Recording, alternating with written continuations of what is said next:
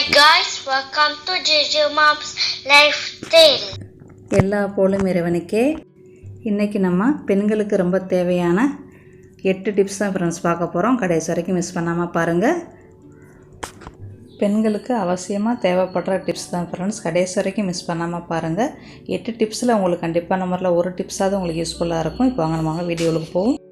Tip number 1, ரொம்ப நாளைக்கு எலுமிச்சங்காய் கெட்டு போகாமல் காயாமல் அழுகாமல் இருக்கத்தான் உங்களோட நான் 4 டிப் ஷேர் பண்ணியிருக்கிறேன். உங்களுக்கு எது சௌரியப்படுதோ அந்த டிப்பை செஞ்சு பாருங்கள். உங்களுக்கு கூட அந்த டிப்ஸ் எல்லாம் உங்களுக்கு கூட தெரிஞ்சிருக்கலாம்.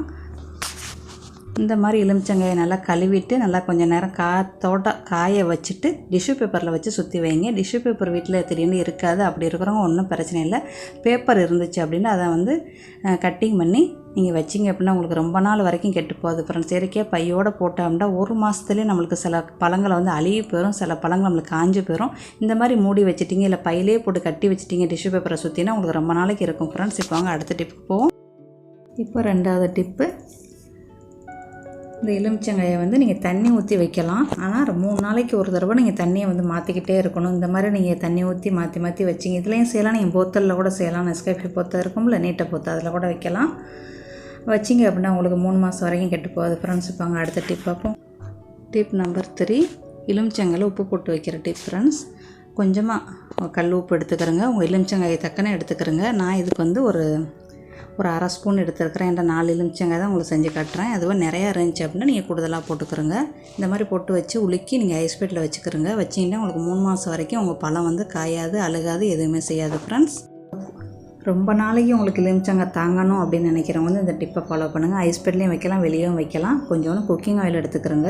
எடுத்துக்கிட்டு அதில் அந்த எண்ணெய்க்கில் அந்த எலுமிச்சங்காயை விட்டு எடுங்க. இல்லைன்னா கையில் தடவி கூட நீங்கள் எடுக்கலாம். கையில் தடவிட்டு கூட நீங்கள் 2-3 பழத்துக்கு அப்படியே தடவி வைக்கலாம். நம்ம வெளியில் வைக்கிறோம்னா இது 1 மாதம் வரைக்கும் நம்மளுக்கு ஒன்றும் ஆகாது. அதுவே நீங்கள் ஐஸ் பெட்டில் வச்சிங்கன்னா அந்த மாதிரி எண்ணெய் தடவி வச்சிங்க அப்படின்னா உங்களுக்கு கண்டிப்பாக நம்மள 5லேருந்து 6 மாதம் வரைக்கும் கெட்டு போகாது ஃப்ரெண்ட்ஸ். இப்போ நம்ம எலுமிச்சங்காயில் 4 டிப் பார்த்துட்டோம். இப்போ அடுத்த டிப் போவோம். இப்போ தக்காளி பழத்தை நம்ம எப்படி ரொம்ப நாளைக்கு கெட்டு போகாமல் வச்சுக்கிறலாம் அப்படிங்கிற டிப் தான் ஃப்ரெண்ட்ஸ் பார்க்க போகிறோம். தக்காளி பழத்தை எடுத்துக்கிறோங்க, கழுவி காய வச்சுக்கிறோங்க.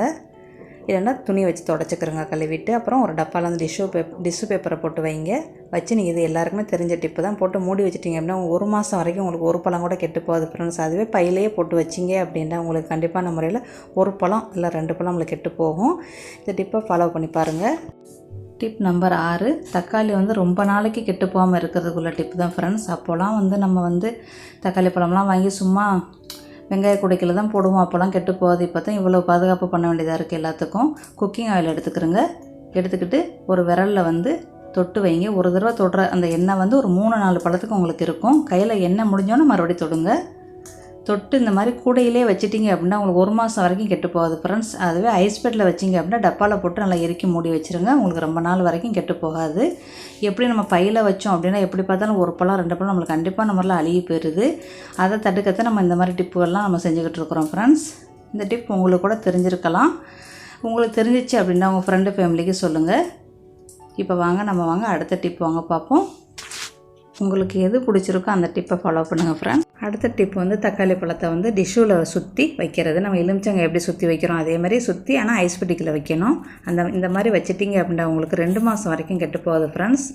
நீங்கள் ரொம்ப தக்காளி பழம் இருக்குது அப்படின்னா இந்த மாதிரி டிஷ்யூலையோ இல்லை பேப்பர்லேயோ நியூஸ் பேப்பர்லேயோ போட்டு சுற்றி நல்லா உங்களோட ஐஸ் பெட்டி பெருசாக இருந்துச்சு அப்படின்னா தாராளமாக டப்பாவுக்குள்ளே நீங்கள் வைக்கலாம். அதுக்கு மேலே ஐஸ் பெட்டி சின்னதாக இருக்குது அப்படின்னா நீங்கள் இந்த மாதிரி சுற்றி பையில் போட்டு நல்லா இறுக்கி போட்டு வச்சுருங்க. அதுவும் உங்களுக்கு ரொம்ப நாளைக்கு இருக்கும் ஃப்ரெண்ட்ஸ். இந்த மாதிரி செஞ்சிட்டோம் அப்படின்னா நம்மளுக்கு ரொம்ப நாளைக்கு இருக்கும். தக்காளி அழுகாது. நம்ம எடுத்து ஒன்று எடுத்து யூஸ் பண்ணிக்கிறலாம். இது நம்மளுக்கு 2 மாதம் வரைக்கும் கெட்டு போகாது. டிஷ்யூ பேப்பரும் முடியும், பேப்பரும் முடியும் ஃப்ரெண்ட்ஸ், நியூஸ் பேப்பரும் முடியும். இந்த மாதிரி டப்பாவில் போட்டு நல்லா இறுக்கி மூடி வச்சுருங்க. நம்ம இதை மொத்தம் தக்காளி டிப்ஸ் 3 பார்த்துருக்கோம். இப்போ நம்ம அடுத்த டிப்பு பார்ப்போம். இது உங்களுக்கு கண்டிப்பாக யூஸ்ஃபுல்லாக இருக்கும். இந்த மாதிரி செஞ்சு பாருங்கள். இப்போ நம்ம 8வது டிப் போவோம். இது கண்டிப்பான முறையில் எல்லாருமே தெரிஞ்சுக்கிற வேண்டிய ஒன்று. நம்ம ஐஸ் பெட்டியில் பெருசர் உள்ளுக்கு நம்ம மீன், கோழி எல்லாமே வச்சுருப்போம். கீத்தட்டு தான் இது, மேத்தட்டை நான் உங்களுக்கு காட்டலை. எல்லாமே ரத்தம் வடிஞ்சு போயிருக்கும். டப்பாவில் வச்சாலும் நம்மளுக்கு பத்தாது. நிறையா பொருள் வாங்குறவங்களுக்கு கண்டிப்பாக முறையில் பத்தாது. இந்த மாதிரி ஒரு சின்ன ஒரு டிஃபரன்ஸ். இந்த மாதிரி அரிசி பிளாஸ்டிக் நம்ம வீட்டுகளில் இருக்கும். அந்த பிளாஸ்டிக்கை நீங்கள் அப்படியே உள்ளுக்குள்ளே மேலே அப்படியே போட்டுருங்க. போட்டு நீங்கள் பொருளை அடுக்கிட்டீங்க அப்படின்னா நீங்கள் 2 வாரத்துக்கு ஒரு தடவை அதை எடுத்து நல்லா தொடச்சிட்டு மறு வச்சுக்கிறலாம். உங்களுக்கு ஐஸ் பெட்டி வந்து எப்போவுமே நல்லா சுத்தமாகவும் இருக்கும், ஈஸியாகவும் க்ளீன் பண்ணிடலாம் ஃப்ரெண்ட்ஸ். அந்த மாதிரி தான் நம்ம வெஜ்ஜுகள் கட்டிங் பண்ணும்போது இதே டிப்பை தான் நம்ம ஃபாலோ பண்ணணும். நான் ஏற்கனவே ஒரு வீடியோ அப்லோட் பண்ணியிருக்கிறேன், காய்கறியெல்லாம் நம்ம எப்படி ரொம்ப நாளைக்கு கெட்டு போகாமல் வைக்கலாம் அப்படின்ட்டு. உங்களுக்கு அந்த லிங்கும் உங்களுக்கு கீழே கொடுக்குறேன். அதை தான் இப்போ நானும் செய்ய போகிறேன். அப்போ அது வந்து அதுவே நம்மளுக்கு சரியான வேலை. எல்லா காரியுமே நம்ம வந்து எல்லாத்தையுமே தூர கட்டிங் பண்ணி நம்ம வந்து துணியிலையா இல்லை டிஷ்யூலையா இல்லை எல்லா வேலையும் பார்க்கணும். சுத்தம் பண்ணுறது வேறு வேலையாக இருக்கும். அதுக்கு தான் இந்த டிஃப்ரென்ஸ். இந்த மாதிரி அரிசி பிளாஸ்டிக்கை 2ஆக வெட்டி நல்லா அகலமாக்கி போட்டுக்கிட்டு ஒரு கட்டையை வச்சுக்கிட்டிங்க அப்படின்னா அந்த கட்டிங் பண்ணுற எல்லாமே அது வந்து கீழே கிடந்துரும். அப்போ நம்ம ஈஸியாக எடுத்து குப்பைத்தொம்பளையா இல்லை செடிகளுக்காக கம்போஸ்டாக நீங்கள் கொடுத்துக்கலாம் ஃப்ரெண்ட்ஸ். நம்ம கீழே சுத்தம் பண்ணுற வேலை இல்லை. ஓகே ஃப்ரெண்ட்ஸ், உங்களுக்கு இந்த வீடியோ யூஸ்ஃபுல்லாக இருந்துச்சு அப்படின்னா உங்கள் ஃப்ரெண்டு ஃபேமிலிக்கு ஷேர் பண்ணுங்கள் ஃப்ரெண்ட்ஸ். தேங்க்யூ ஃபார் வாட்சிங்.